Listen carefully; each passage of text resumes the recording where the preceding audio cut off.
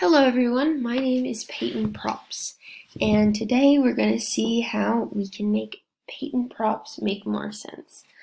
So, if you look at me, you might be able to tell, probably not, that I used to be in theater.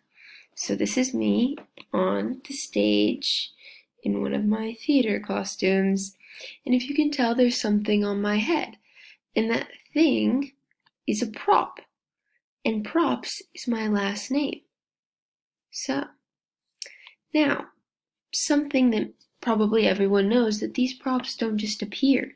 You have to pay for them because props cost money. Specifically, props cost $10. Now, my first name is Payton. So, let's look at a summary. Summary is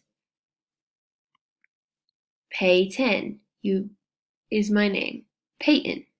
You pay $10 for stage props, which is my last name. So, pay 10 props. Awesome. Thank you so much.